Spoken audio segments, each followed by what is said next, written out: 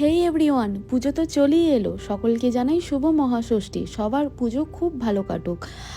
তো আমাদের এখানে পুজো তো উইকেন্ড ওয়াইজ হয়, তো এখনও দেরি আছে একটা সপ্তাহ। তাই চলে গেলাম একটু ঘুরতে, কেন কি এখানে তো ঠান্ডা পড়েই গেছে, তো যতটা একটু ঘুরে নেওয়া যায়, কেন কি এরপর তো 3-4 মাস ঘরেই বসে থাকতে হবে। সেই জন্য কাছেই চলে গেছিলাম আজকে একটা পার্কে। তো ওখানে লেকও আছে।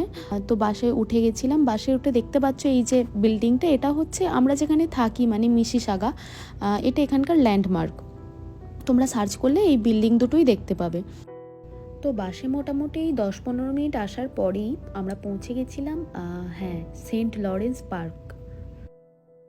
তো এখান থেকে একটু হেঁটেই চলে গেলাম লেকের কাছে গিয়ে তো দেখলাম যতটা চোখ যাচ্ছে শুধু নীল জল আর তার সাথে ঠান্ডা হাওয়া, মানে দুটোর কম্বিনেশনই জাস্ট অপূর্ব।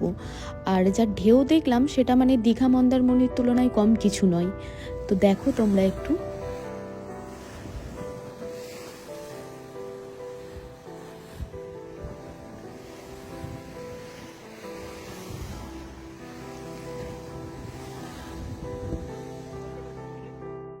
এখানে একটু দাঁড়িয়ে ছবি টবি তুলে একটু ভিডিও নিয়ে এই যে রাস্তাটা দেখছো, এই রাস্তা ধরে সোজা লেকের ধারে ধারে হেঁটে চলে গেলাম ওই দূরে। ওখানে নাকি একটা ভিউ পয়েন্ট আছে খুব সুন্দর, তো ওখানটা একটু ঘুরে আসবো বলে। তো আসতেই দেখলাম অনেক বোট দাঁড় করানো। পরে শুনলাম এগুলো নাকি সবার পার্সোনাল, মানে তাদের যখন ইচ্ছা হয় তারা এটা নিয়ে যখন খুশি পুরো লেক জুড়ে বোটিং করতে থাকে। আর রাস্তাটাও দেখো কি সুন্দর, পাতাগুলো সব ঝরে পড়ে গেছে। আর এই কুকুরটা কি কিউট না। এই যে পাশেই রেস্টুরেন্ট, সামনে লেক, ভিউটাও খুব সুন্দর। আর এখানে না বেশিরভাগই সব বিদেশি, মানে ইন্ডিয়ান বা অন্যান্য খুব কম। সব দিকেই দেখছি সাদা চামড়ার লোক। তো একটুখানি যেতেই দেখছি আবার একজন লেকের ধারে খুব সুন্দর একটা স্যাক্সোফোন নিয়ে গান শোনাচ্ছে, তো ওটাও একটু দাঁড়িয়ে থেকে শুনে নিলাম। আর এখানে শুধু এক জায়গায় নয়, এরকম যেতে আসতে অনেক জায়গাতেই দেখি কেউ গিটার, কেউ স্যাক্সোফোন, কেউ এটা সেটা নিয়ে এরকম মিউজিক শোনাচ্ছে। তোমরাও শোনো একটু।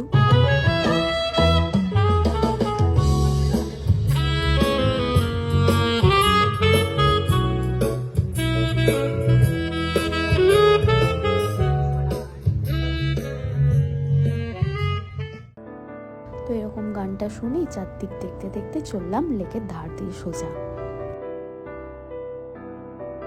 এই দূরে আকাশটার দিকেও তাকিয়ে কি সুন্দর লাগছে না, মানে আকাশ দেখলেই বোঝা যায় কি হ্যাঁ পুজো চলে এসেছে, সে তুমি যেখানেই থাকো না কেন। তো এই যে এই রাস্তাটা, দুদিকে লেক আর মাঝখানে এরকম চওড়া রাস্তা, মানে এত সুন্দর লাগছিল এই রাস্তাটা হাঁটতে। আর এরকম মাথা ভর্তি রোদের সাথে এখানে রোদটা অ্যাকচুয়ালি খুব মিষ্টি, মানে রোদ না থাকলে তুমি শেষ। এত হাওয়া, রোদটা নিভে যাওয়ার সাথে সাথে মানে নেওয়া যায় না অতটা হাওয়া। তারপরে এই রাস্তা দিয়ে সোজা ওই শেষ অবধি যাবো। একটু যাওয়ার সময় একটু ঢং করে নিতে হয়, ওই জন্য একটু ঢং করছিলাম আর কি। এই যে রাস্তাটা পেরিয়ে আমরা চলে এসেছি, আর এখান থেকে হচ্ছে এই পুরো ভিউটা। জলের কালারটা দেখো, পুরো নীল একবারে না। এখানটা হয়ে গেছে ঘোরা, এবার আমরা ব্যাক করলাম। ব্যাক করার সময় আবার দেখতে পেলাম আর একজন স্যাক্সোফোন নিয়ে ওরকম মিউজিক শোনাচ্ছে, ওটাও একবার দাঁড়িয়ে শুনে নিলাম।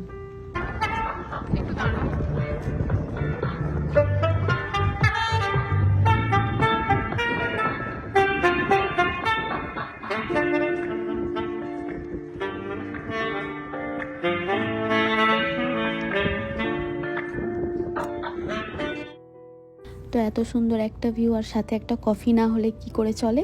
তাই কাছেই একটা টিম হোটেলস বলে কফির দোকান ছিল, ওখান থেকে 1 কাপ করে কফি নিয়ে আবার চলে গেছিলাম ভিউটাকে এনজয় করার জন্য লেকের ধারে। এই যে কফি নিয়ে বসে গেছি, সাথে সানসেট আর ঢেউ একসাথে এনজয় করব বলে। তারপরে একটু হেঁটে এই ভিউ পয়েন্টের ভিতরেও চলে এসেছিলাম। এখান থেকে সানসেটটা না আরোই সুন্দর দেখতে লাগছিল। অনেক হলো ঘোরাঘাটি, এবার চলে এসেছি ক্যাব করার জন্য।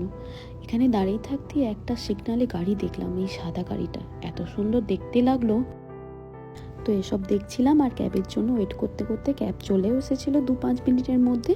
তো তারপরেই আমরা চলে গেছিলাম রেস্টুরেন্টে, কেন কি উইকেন্ড, তার উপর আবার রাত হয়ে গেছে, তো গিয়ে আবার রান্না বান্না করা খুবই ঝামেলা। তো উইকেন্ডে যখন আমরা বেরোই তখন একবারে খেয়েই ঘর যাই। তো এখানে এসে সবাই মানে মেনু কার্ড দেখতে ব্যস্ত। এত পিৎজা আছে যে আমরা কোন পিৎজাটা নেব ডিসাইড করতেই পারছিলাম না। গল্পই করতে করতে আমরা একটা স্টার্টার অর্ডার দিলাম, চিকেন উইংস। তারপরে পিৎজাও অর্ডার দিয়ে দিয়েছিলাম, ওটাও চলে এসেছিলো। তো ওটা দেখতে এত সুন্দর ছিল আর এতটাই বড় ছিল কি 4 জনের জন্য সাফিসিয়েন্ট। আর একটা জুসও নিয়ে নিয়েছিলাম, যেটা ফ্লেভার ছিল পাইনঅ্যাপেল। তারপর আর কি জমিয়ে পেট পুজো করে ওখান থেকে হেঁটে সোজা চলে এসেছিলাম বাড়ির দিকে। তো চলো টাটা আজকের মতো। আর হ্যাঁ, সবার পুজো কেমন কাটলো অবশ্যই কিন্তু জানাবে, আর ব্লগটায় লাইক কমেন্ট করতে একদম ভুলবে না। বাই।